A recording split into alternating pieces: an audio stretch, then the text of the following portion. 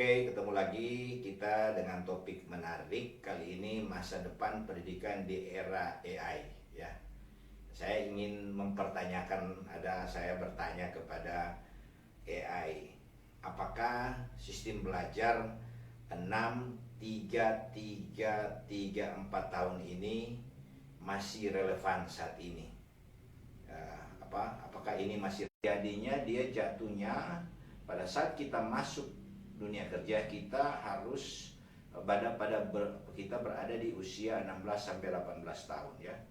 Jadi atau kita terlalu lama itu 16 sampai 18 tahun itu perlu waktu ya. Jadi 16 tahun. Jadi 6 3 9 SD 6 tahun, 3 tahun SMP 9 tahun, 3 tahun SMA, kemudian 3 tahun politeknik atau ahli media, dan kalau tambah 4 yaitu sekitar 16 sampai 18 tahun membutuhkan proses belajar.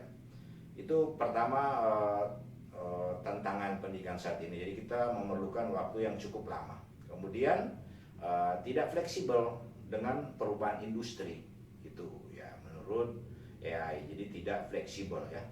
Kemudian pembelajaran saat ini pasif dan terlalu teoritis. Itu fakta-fakta di lapangan ya. Walaupun ada coba-coba dengan dengan metode kampus merdeka, tapi kelihatannya tidak juga jalan dengan baik. Kemudian gelar akademik tidak selalu menjamin kesiapan kerja. Ini fakta di lapangan, ada 4. Jadi terlalu lama. Jadi 6 tahun SD, 3 tahun SMP, 3 tahun SMA, 3 tahun jika kita mau masuk ke keterampilan seperti ahli media atau di politeknik, atau kalau kita mau terus sarjana, jalur akademik ada kan jalur vokasi itu 3 tahun, jalur akademik 4 tahun. Jadi 6-3-3, kalau jalur vokasi tambah 3, 9 12 jadi 16 tahun, tambah 3 tambah 3 15. Kalau kita masuk ke jalur akademik 4 tahun. Oke, jadi waktunya jadi lama, kemudian tidak fleksibel dengan perubahan industri, pembelajaran pasif dan terlalu teoritis, gelar akademik tidak selalu menjamin kesiapan kerja. Jadi lama, kita lihat waktu tunggu mahasiswa menjadi lama, dan rata-rata gajinya juga kecil. Karena apa? Karena yang dihasilkan tidak sesuai dengan kebutuhan pasar. Model pendidikan masa depan adalah yang bagaimana? Tadi kita lihat yang model pendidikan yang lama lebih cepat, fleksibel dan berbasis keterampilan gitu ya. Ke skill ya, bukan teoritis ya. Kemudian kedua, pendidikan masa depan ini ya, fokus pada AI, bootcamp dan pengalaman industri.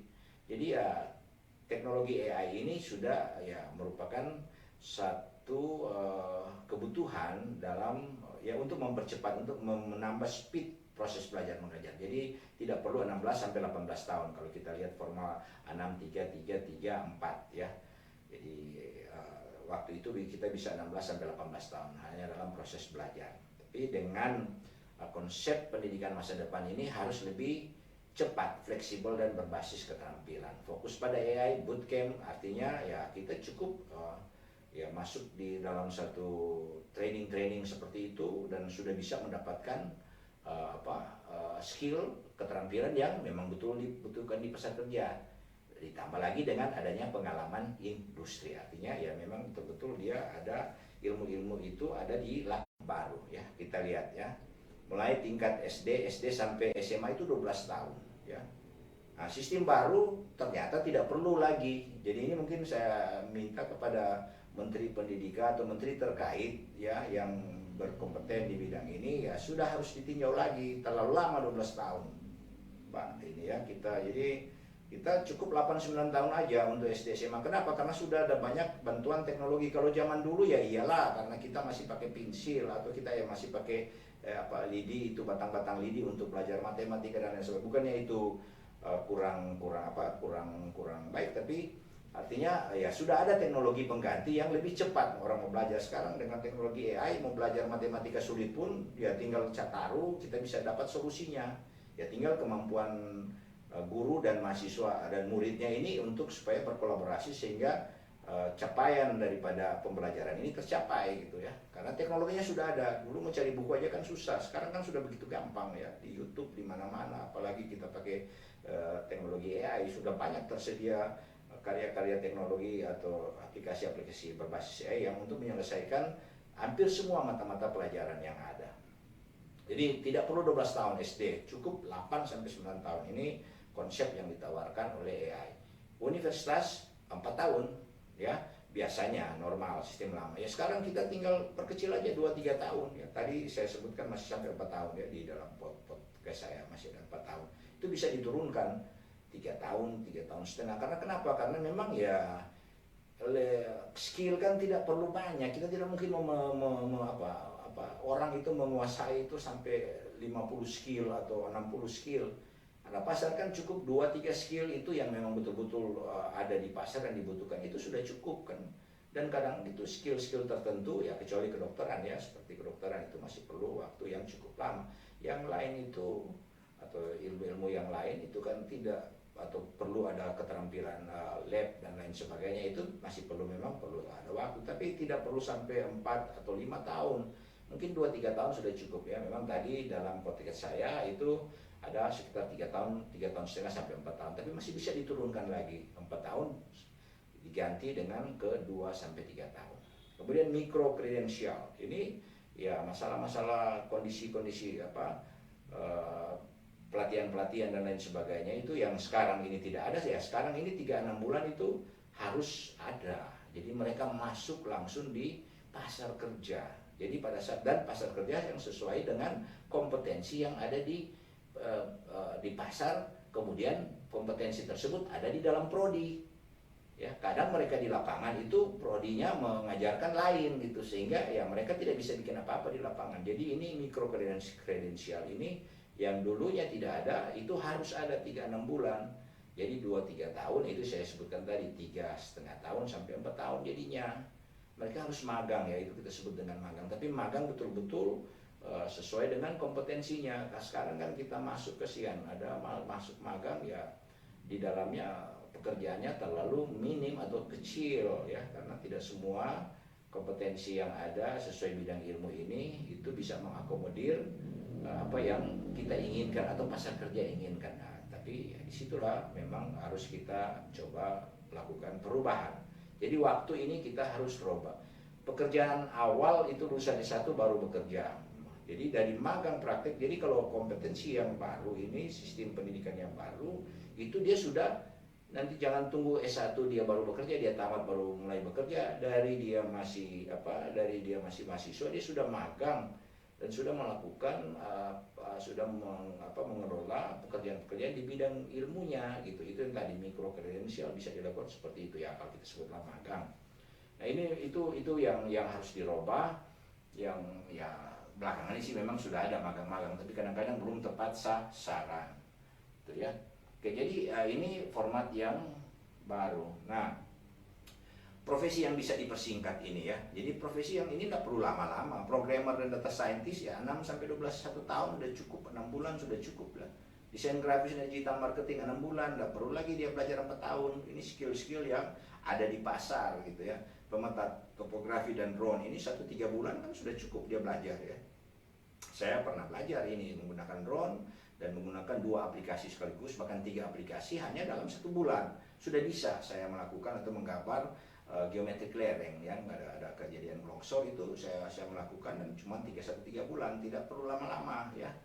Bisnis dan manajemen ya, kenapa mesti lama? 2 tahun itu sudah bisa ya. Ini yang bisa dipersingkat. Jadi dari segi yang kita lihat ya, memang masih perlu 3 ya, seperti kedokteran ya 6 tahun, lalu dia mau S2-nya atau kosapnya itu sekitar 3 tahun ya.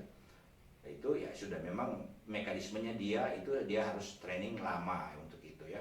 Tapi yang tidak perlu training lama dan sudah skillnya sudah bisa langsung dia belajar, dia cuma perlu bisnis dan manajemen kan, apalagi bisnis digital, manajemen digital ini kan 2 tahun dia belajar fintech yang sekarang ini kan, itu sudah bisa langsung bisa langsung dapat skill, dan itu bisa laku di pasar, nggak menunggu, nggak perlu lama ya. Oke, jadi kemudian yang kedua profesi yang masih butuh waktu yaitu kedokteran, hukum ya. 4 tahun plus magang. Ya ini memang mereka masih perlu teknik sipil arsitektur 3-4 tahun, bioteknologi dan farmasi 4 tahun. Ini beberapa profesi yang memang masih perlu lama. Yang lain itu tidak perlu lama lagi ya. Itu bisa dipersingkat waktunya. Jadi ya sudah, mana yang bisa 3 tahun atau 2-3 tahun, bahkan ada 1 tahun, itu dicoba jadi universitas atau prodi ini sudah ada yang prodi yang dulu seperti kembali kayak seperti dulu ada ya, kecuali kita memisahkan jalur vokasi dan jalur akademik ya. Kalau jalur vokasi itu ya ada politeknik ya, ada D1, D2, D3 gitu ya, ada D4, itu jalur vokasi. Kalau kita jalur akademik, apakah jalur vokasi dan jalur akademik ini masih juga relevan atau disatukan saja, disatukan satu kali gitu ya. Tidak usah lagi ada politeknik, tidak ada. Jadi semuanya penyelenggaraan, tapi ada pendidikan 1 tahun, 2 tahun, kemudian 3 tahun, dan 4 tahun sudah untuk S1 ya gitu. Jadi saya kira ini sistem pendidikan sekarang ini perlu lagi dibongkar lagi. Banyak yang harus dibongkar dengan teknologi saat ini yang sudah semakin maju ya. Jadi kesimpulannya pendidikan akan lebih cepat, fleksibel dengan modular-modular yang ada. Bootcamp dan AI bisa menggantikan kuliah panjang. Ini dia. Jadi dengan hanya kita didik dalam satu training yang dalam 1 bulan, 2 bulan, 3 bulan, dengan menggunakan teknologi AI bisa kuliah yang panjang yang perlu 1 semester 6 bulan atau perlu 4 tahun gitu untuk belajar, atau 2 tahun untuk belajar misalnya fondasi 1, fondasi 2, atau struktur 1, 2, 3, 4. Nah, itu tinggal kita persingkat 1 tahun udah bisa belajar dengan metode bootcamp dan memanfaatkan teknologi AI.